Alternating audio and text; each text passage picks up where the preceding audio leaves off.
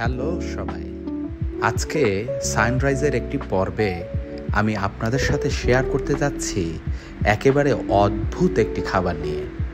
আমরা জানি বিশ্বের নানা জায়গায় বিচিত্র খাবারের প্রচলন রয়েছে, তবে ভিয়েতনামের ক্রিমি পাকোড়া একেবারেই অন্যরকম।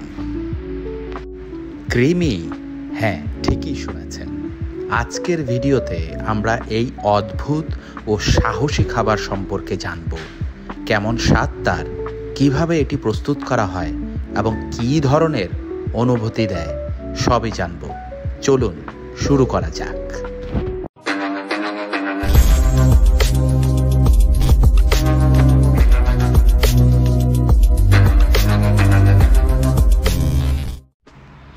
ভিয়েতনামের এই খাবার মূলত গ্রামীণ এলাকায় প্রচলিত।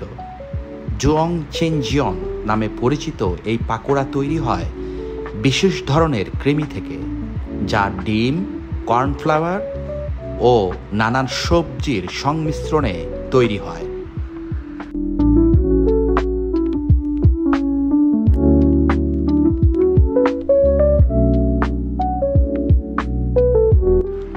স্থানীয়দের মতে শুধু নিজেদের দেশেই নয়, বিদেশের পর্যটকদের কাছেও এই ক্রিমি দিয়ে তৈরি পাকোড়া দেখতে যেমন আকর্ষণীয়, স্বাদও ঠিক অসাধারণ।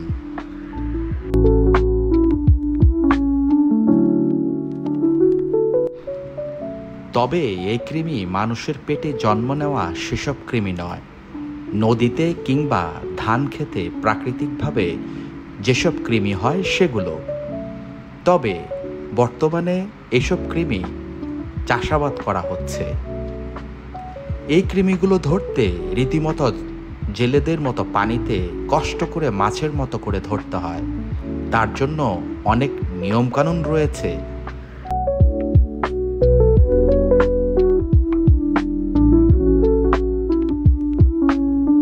ভিয়েতনামের এই খাবারটি এতই জনপ্রিয় যে সারাদিনে একবার এই ক্রিমির তৈরি পাকোড়া না খেলে নাকি স্বামী স্ত্রীর মধ্যে ঝগড়া অবধারিত।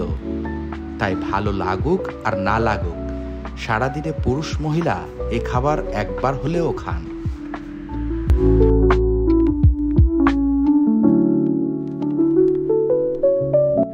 স্থানীয়দের মতে এতে রয়েছে বিশেষ প্রোটিন ও ভিটামিন, যা মানবদেহের জন্য খুবই উপকারী।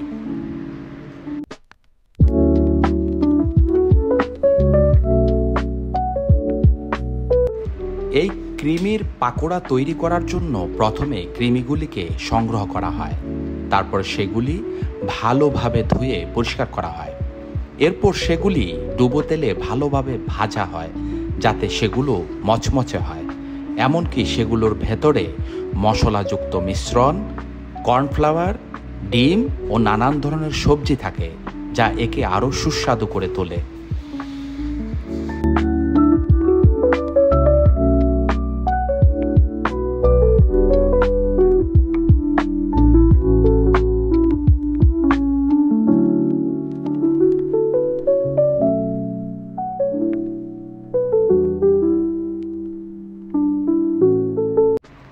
স্থানীয়রা বলেন, আপনি যদি একেবারে সাহসী না হন তবে হয়তো প্রথমবার খাওয়ার আগে একটু দ্বিধায় পড়বেন, কিন্তু একবার চেষ্টা করলে আপনি বুঝতে পারবেন যে এটি আসলে একদম নতুন স্বাদের অভিজ্ঞতা।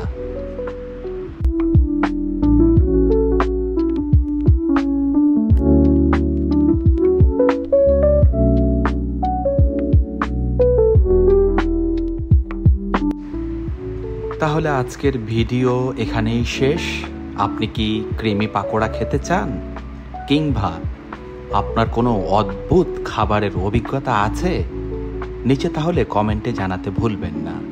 আর যদি ভিডিওটি আপনাদের ভালো লেগে থাকে তবে লাইক দিন, সাবস্ক্রাইব করুন এবং শেয়ার করতে ভুলবেন না। আল্লাহ হাফেজ।